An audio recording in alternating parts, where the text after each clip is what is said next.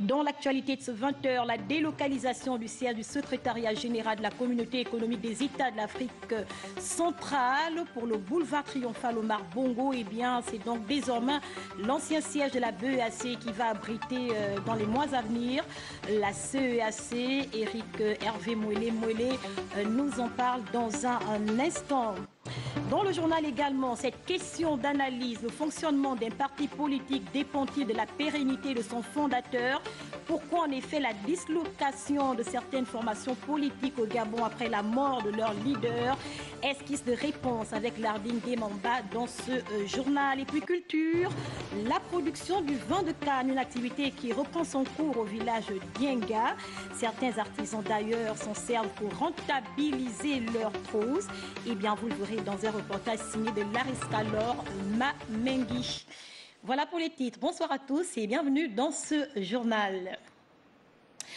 On commence à la présidence de la République. Le chef de l'État, Ali Bongo Ondimba, a reçu tour à tour ce matin le ministre de l'Économie et celui de l'Emploi.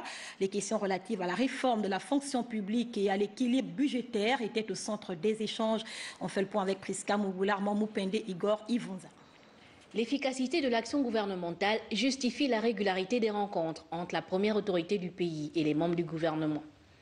Très attentif à l'ensemble des dossiers des départements ministériels, le président de la République, Ali Bongo Ondimba, a reçu dans un premier temps le ministre de l'Économie, des Finances et des Solidarités nationales.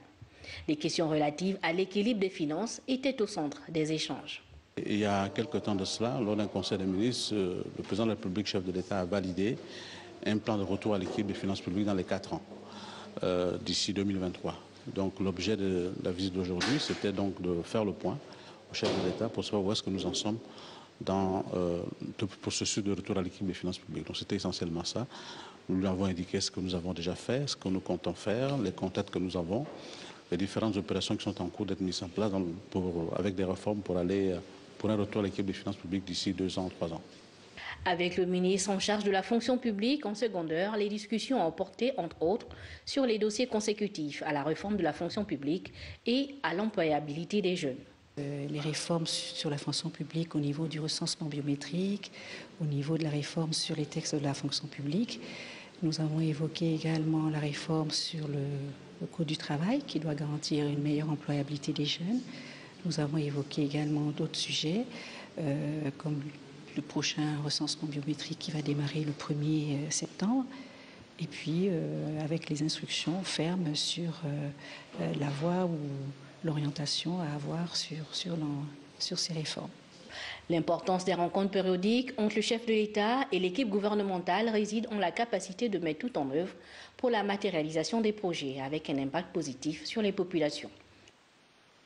En deuxième heure, le chef de l'État a divisé avec le ministre des Travaux publics et le directeur général de l'Agence nationale des grands travaux et des infrastructures. Il s'est agi de faire un tour d'horizon de l'ensemble des projets de ce ministère. On en parle avec la presse présidentielle. Au cabinet de travail du président de la République, le projet d'amélioration de la circulation dans les artères de la capitale gabonaise, ainsi que tous les autres dossiers du ministère de l'Équipement, des Infrastructures et des Travaux publics ont été abordés entre le chef de l'État, Ali Bongo Ondimba, le ministre de tutelle et le directeur général de l'Agence nationale des grands travaux et des infrastructures. Les voiries de Libreville, les grands projets routiers que nous avons, la transgabonaise et la remise sur pied des régies des travaux publics. Ce sont des dossiers qui lui tiennent à cœur. Au cours de cette rencontre entre le président de la République et ses hôtes, l'exécution des travaux de la route économique d'une distance de plus de 700 km a largement été évoquée.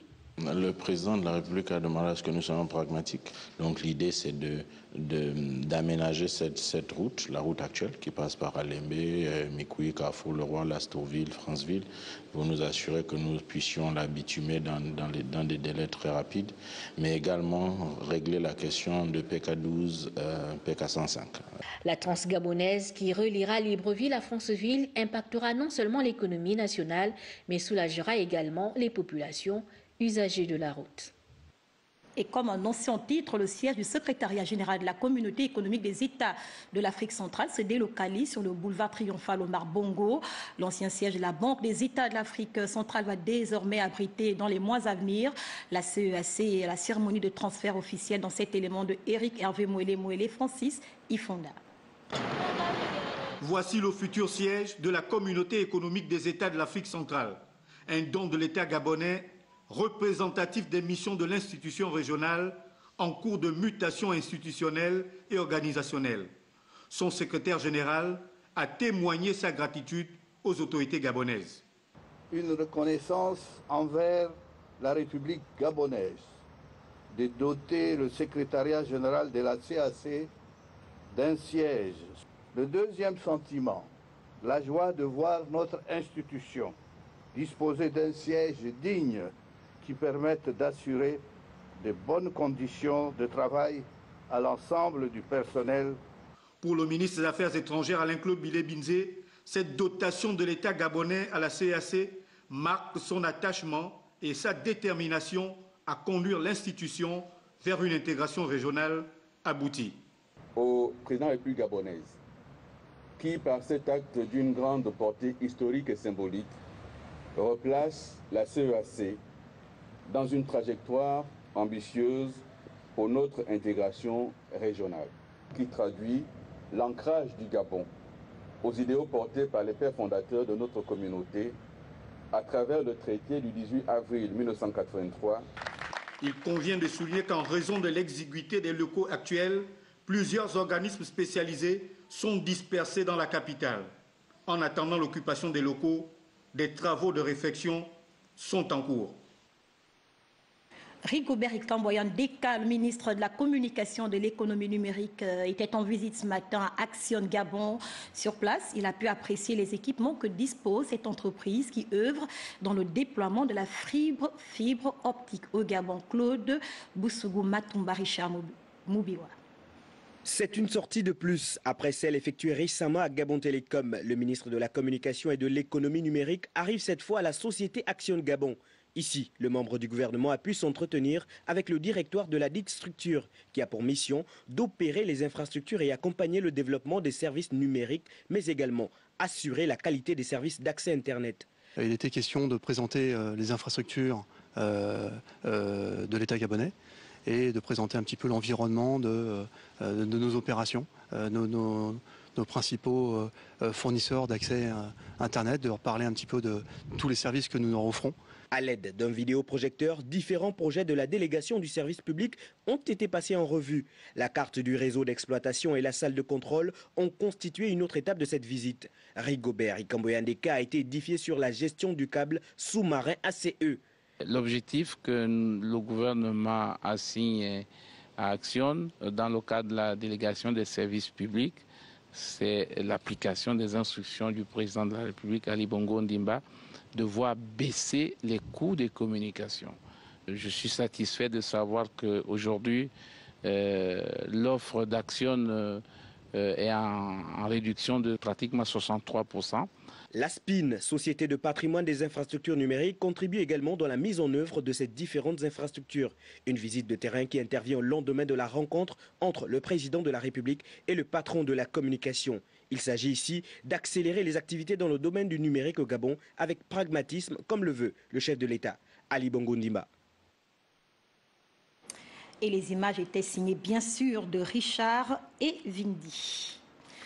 Opération d'immatriculation des véhicules ferroviaires ce matin. L'activité menée par le ministre des Transports, Justin Doudangoy, devrait permettre à la société d'exploitation du Transgabonais CETRAC d'identifier chacun de ces trains. Les précisions de Lariscalor Mamengi, Victor Mundunga.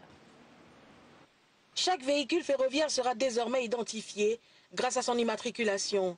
Le ministre des Transports, Justin Doudangoy, a procédé à l'immatriculation du premier véhicule. Tout ceci dans le cadre de la régulation des réglementations des activités ferroviaires. Avec l'acte que nous venons de poser ce matin, nous allons identifier individuellement chaque véhicule ferroviaire. C'est-à-dire c'est de donner une identité. Donc la provenance, le fabricant, la date de mise en circulation. On aura derrière une fiche de vie pour chaque véhicule ferroviaire dans le sens où on pourra suivre le niveau de maintenance de chaque véhicule ferroviaire. À ce jour, le parc ferroviaire de CETRAC possède plus de 3000 véhicules. Cette étape devra permettre par la suite la mise en place d'un registre national de véhicules ferroviaires. La SETRAG d'aujourd'hui n'est pas la SETRAG d'hier. Aujourd'hui, nous sommes vraiment dans le modernisme, nous avons modernisé cette société, nous avons rajeuni les effectifs aussi. Donc c'est tout un volet qui est là, qui est mis en musique et qui évolue sereinement et dans de très bonnes conditions. Depuis 2017, le programme de remise à niveau de la voie ferroviaire a été lancé et avance considérablement au dire du directeur général de SETRAG, Christian Magny, qui, avec l'appui de l'autorité de régulation de transport ferroviaire, veille à l'achèvement des travaux dans les délais. Et Libreville, la métropole, abrite depuis ce matin la première édition des travaux de réflexion sur la moralisation de la vie politique au Gabon. Les dites assises sont à l'initiative de l'association Alumni Yali Gabon, en partenariat avec le mouvement Yali International. Messagerie Ngobam, Pierre Claver est là. La moralisation de la vie politique, tel est le thème choisi à l'occasion du premier Moulébi de la jeunesse au Gabon, émanation du concept américain Yali, implémenté depuis quelques années en milieu francophone après Dakar au Sénégal. Le Moulébi doit se concevoir comme un creuset d'excellence et nous amène à interroger l'état des mentalités et la situation de notre pays, de son admiration, de sa sociologie, pour dénoncer les dérives et les pertes de valeurs qui pourraient nous conduire au désastre. Les différents panels et les sujets de discussion en atelier devraient pouvoir contribuer à construire ou à affermir les mentalités pour une jeunesse tournée vers l'avenir. Avec un accent particulier sur les questions d'éthique et de déontologie, ce premier corps de garde en faveur de la jeunesse gabonaise dénote la volonté de la communauté internationale à épauler la société civile locale face aux questions de développement. Il y a différents mots qui minent nos administrations. Des mots comme l'absentéisme, comme le laxisme, comme la lenteur dans les procédures, comme la corruption. Et nous, en tant que magistrats, nous sommes intervenus sur un plan juridique et notamment sur le plan pénal et nous nous sommes appesantis essentiellement sur la corruption. 4 jours durant, les alinis yalistes du Gabon sont ainsi invités à mener des réflexions susceptibles de favoriser des positions en phase avec la cohésion nationale. La semaine internationale de la jeunesse arrive à échéance. Les travaux de Libreville ont débouché sur un dialogue intergénération entre le panel des décideurs et les représentants de la jeunesse. Les précisions de Octavio Landvé, Cédric Zengdon. Fort consenti entre le 1er mai et le 15 août, quoi de plus naturel que de sortir des contraintes du travail quotidien pour se divertir, et cela, les responsables de la Société des Bois de Lastreville l'ont compris et ont tenu à organiser une rencontre festive à l'endroit des employés. On a moins de problèmes avec les autorités, on a moins de problèmes avec les travailleurs. Donc on peut dire qu'on ne fait rien seul. S'il n'y avait pas eu un pays de paix, un pays où il y a de la bonne gestion, on ne se serait pas retrouvé là.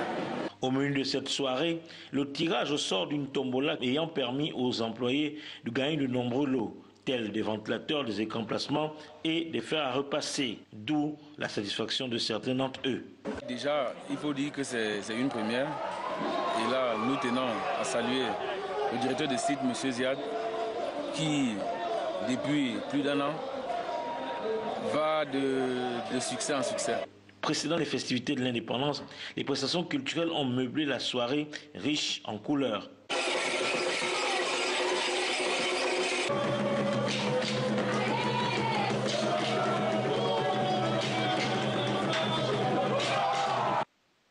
Et vous l'avez rectifié par vous-même à l'instant, c'était la Société des Bois de Lastourville qui honorait ses employés au terme d'un trimestre de production croissante.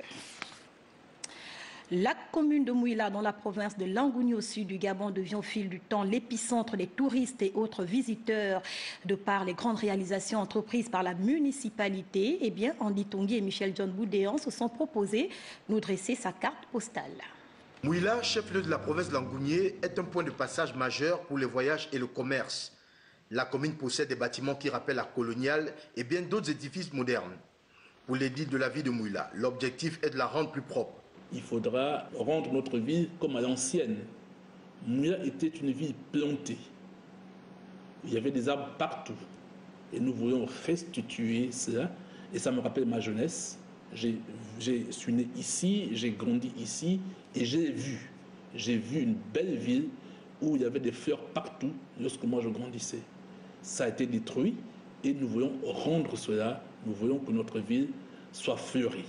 Et on a pris des engagements et nous pensons que fin décembre, les premiers signes seront vus. Depuis l'installation de la nouvelle équipe municipale, plusieurs chantiers ont été réalisés pendant que d'autres sont en phase de finition. Nous sommes engagés dans l'aménagement des trottoirs parce que nous avons envie de rendre notre ville très belle. L'absence des trottoirs faisait en sorte que la bande roulante, là où passent les véhicules, les hommes aussi, les piétons aussi, empruntaient cette bande roulante, ce qui retroussait la route. Et nous sommes engagés à embellir, à construire les trottoirs dans le centre-ville. C'est près de 3 km de trottoirs que nous avons réalisés depuis que nous sommes là. Jean-Norbert Diramba prône pour un développement objectif et réaliste de la ville de Mangondo en tenant compte des moyens qui seront mis à sa disposition. Dienga, village dans la province de Logoué-Lolo, sud-est du Gabon, tente de renouer avec la production du vin de Cannes, l'une des activités phares jadis des habitants du district, une activité qui, au fil du temps, a été en perte de vitesse. On en parle avec Lariska Lorma Mengi Bertin au Sega.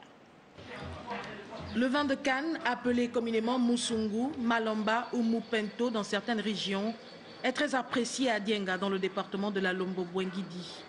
Derrière chaque maison, il n'est pas rare d'apercevoir ce petit outil artisanal qui presse la canne.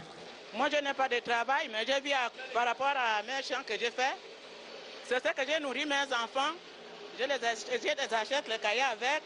Par semaine, quand je fais 2,60, j'ai 22 000. Mais cette fois-ci, comme on a déjà augmenté le prix, si j'ai 2,60, j'ai maintenant 48 000. Au dire des consommateurs passionnés du Moupento, cette boisson a des vertus un peu spéciales. Vous avez déjà, après hallucinogène, pourquoi pas, pour ceux qui recherchent les grandes sensations, sa douceur fait que même les femmes l'apprécient bien. Quand on parle de vertus aphrodisiaques, il faut d'abord parler de la libido, d'accord? Il y en a qui souffrent certainement de perte de la libido, d'accord? Et bien après, vous savez qu'il y en a qui ont, comme on dit, un peu la gâchette facile, c'est-à-dire l'éjaculation précoce. Donc pour les amateurs des longues balles en avant, effectivement, on voit qu'il y a de l'endurance. Hein, et puis vous savez que sans se cacher, plus ça dure, mieux ça vaut. À en croire les témoignages des fils du coin, autrefois, la vente du Moupento rapportait de quoi préparer sa rentrée scolaire. Mais aujourd'hui, cette activité est en perdition. Les jeunes du village sont attirés par d'autres activités plus lucratives. Dans le reste de l'actualité, une journée inédite à la prison centrale de Libreville. J'en veux pour preuve le repas qui a réuni ce matin le ministre d'État en charge de la Justice, Anissé Mboumbou-Miakou, et l'ensemble des agents de cet univers carcéral. Compte rendu, Arnomba Bikong. Le moment sera longtemps inoubliable à la prison centrale de Libreville. Le ministre de la Justice, garde des Sceaux, Edgar Anissé Mboumbou-Miakou, a communié avec les agents de la sécurité pénitentiaire autour d'un repas dit de détente et de retrouvailles. L'objectif recherché ici étant de briser toute barrière entre subalternes et la hiérarchie. On n'a pas beaucoup à se dire aujourd'hui. C'est une partie de plaisir, une partie de réjouissance. Mais cette réjouissance a été effective grâce à l'implication personnelle de M. le garde des Sceaux. Edgar Anissé Mboumbou-Miakou a mis à profit ces retrouvailles pour annoncer 2 mesures non moins importantes. Dès l'année prochaine, j'ai obtenu du chef de l'État que vous puissiez défiler.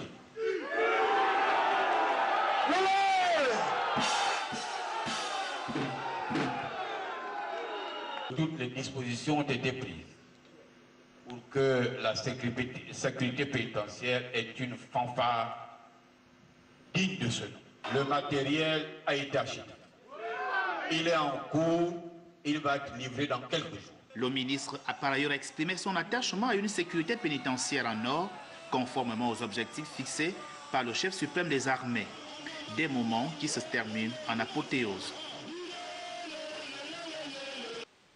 Et comme annoncé en titre, la longévité d'un parti politique au Gabon dépendait de la durée de vie de son fondateur. En effet, force est de constater dans la plupart du temps la dissolution ou la dislocation d'une formation politique après la mort de son leader. Et bien le regard de la rédaction dans cette analyse de Lardingue Mamba, Alexandre Kogi. C'est devenu presque une évidence au Gabon. Certains partis politiques meurent avec leur président fondateur. Une situation peu réduisante qui ne participe pas à l'enracinement de la démocratie et au passage ternit l'image de l'écosystème politique gabonais. Cette question concerne directement l'Union du peuple gabonais où le président Mamboundou était un chef charismatique, un grand leader. Quand il est mort, eh bien, il s'est éveillé en plusieurs d'entre nous les velléités d'arriver à la tête du parti. Lorsque le leader politique, pendant son règne, n'a pas pu instaurer une succession, une relève, préparer l'alternance avec des statuts clairs, il est tout à fait normal qu'après son décès, nous assistons vraiment à des scènes pas possibles. Ce sont des tendances qui sont créées ici et là. Le non-respect des principes des partis, la guerre des égos et un manque crucial de la préparation des élites. Voilà quelques mots qui pourraient plomber l'émergence des partis au soir du décès des principaux leaders. Il faut que d'autres responsables des partis politiques qui créent doivent mettre les garde-fous et doivent être conscients qu'après moi, l'histoire doit retenir que M. X a créé quelque chose qui doit continuer à vivre de génération en génération. L'échiquier politique gabonais a besoin d'une diversité de points de vue, d'un débat contradictoire et des propositions pertinentes afin de faire avancer la démocratie. Venons-en au compte rendu parlementaire à Ouassi, les précisions dans cet élément qui suit. Après 6 mois d'activité à l'Assemblée nationale, le député du 2e siège de la Lebombi-Leyou a renoué le contact avec sa base pour un compte rendu parlementaire. De nombreux projets de loi ont été abordés au cours de cette première session, à hauteur de 18 projets de loi, dont 15 ont été adoptés et 3 retenus pour la prochaine session. Donc c'était pour moi l'exercice justement que de venir rendre compte comme l'imposent nos missions régaliennes. Partout où il est passé, dans les corps de garde et quartiers sous-intégrés, Alexandre Ouassi a été auréolé. L'honorable a un message autre que parlementaire, mais très bénéfique pour la jeunesse mondaise et du Gabon tout entier. S'agissant de notre jeunesse, oui, il y a l'État qui devrait jouer son rôle, mais il y a surtout les parents qui sont les premiers encadreurs de notre jeunesse. C'est important de rappeler aux parents qu'ils ne doivent pas être démissionnaires des missions qui sont les leurs. À Mwanda, l'exercice pédagogique du député de la jeunesse, comme on l'appelle affectueusement, a ému ses interlocuteurs. C'est une première dans Mwanda, voir un député fraîchement élu revenir auprès des siens, leur expliquer ce qui se fait au niveau de l'Assemblée nationale. Les interventions d'Alexandre Ouassi consistaient à expliquer, entre autres, le projet de loi portant régulation des hydrocarbures. Aussi, il a répondu aux détracteurs du chef de l'État en disant, je cite, « Le président préside bel et bien en toute conscience aux destinées du Gabon ». Fin de citation. Le comité d'organisation du week-end sportif PDG du 3e arrondissement de Libreville a pied d'œuvre pour les préparatifs de la dite activité. C'est l'essentiel d'ailleurs de la réunion, de la rencontre dont nous font le compte rendu d'Ève Moubélé-Pindi et Bertin Ossaga. 3 jours de compétition pour occuper sainement les jeunes résidant dans le 3e arrondissement de la commune de Libreville. L'initiative est de Serge William Akassaga, secrétaire général adjoint 3 du Parti démocratique gabonais, qui, à travers cette action, voudrait permettre aux jeunes de la contrer, voire au-delà, de solidifier l'esprit d'union fièrement défendu par les idéaux du parti de masse. C'est vraiment une fête sportive qui est certes organisée par le Parti démocratique gabonais à l'initiative du secrétaire général adjoint 3. Le camarade Serge William Akassaga Okinda. Donc ça concerne tous les férus du football rond et les camarades en particulier. Ce tour de table a permis au comité d'organisation, aux responsables de structures de base, de peaufiner les derniers réglages. Nous avons 10 fédérations dans le 3e arrondissement. Donc ces 10 fédérations-là présenteront 2 équipes. Une équipe féminine et une équipe masculine. Les équipes féminines vont compétir le samedi et l'équipe masculine le dimanche. Donc c'est sous forme de tournoi de six. En ce qui concerne la sécurité, les camarades, ou du moins les fédérations vont fournir les jeunes camarades qui se chargeront de sécuriser les sites des activités. Ensuite, pour le volet sanitaire, on a pris attache avec le SAMU. Ce tournoi de six, qui verra la participation des minimes, des juniors, des femmes et des vétérans, va toucher les 10 fédérations PDG que compte le 10 arrondissement. Et après le générique fin de ce journal, vous suivrez l'interview que le président du comité d'organisation de ce week-end sportif du 3e arrondissement a accordé à Patricia Lidi-Mouélé de notre rédaction.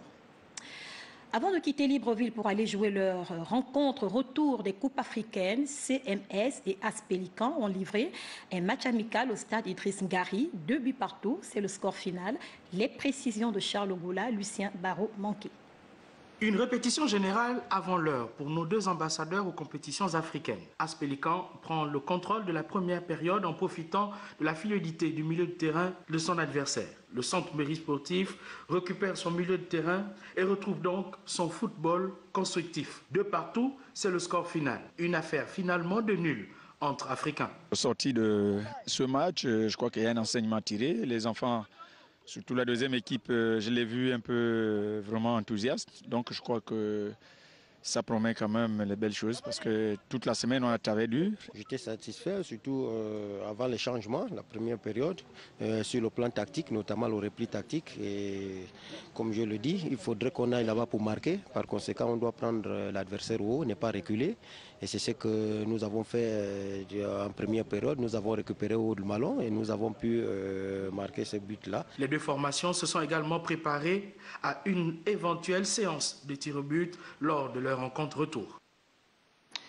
En bref, la taekwondoïste Maria Urgence Mouiga porte à 5 le nombre de médailles du Gabon obtenues actuellement au Maroc pour le compte des 12e Jeux africains, certes battus en demi-finale par l'Ivoirienne Ekpini. Maria va se contenter de la médaille de bronze, la 3e du genre pour la délégation du Gabon qui compte dans son escarcelle 2 médailles d'or obtenues en judo. Nous y reviendrons. Et je vous donne lecture de ce communiqué avant la fin de ce journal. Le concours de recrutement des officiers de carrière dans la gendarmerie nationale aura lieu du lundi 26 au mardi 27 août 2019 à 7h sur 3 sites, à savoir l'école nationale de gendarmerie d'Ovando, le groupement d'instruction gendarmerie d'Ovando et l'école publique de Gros-Bouquet 4.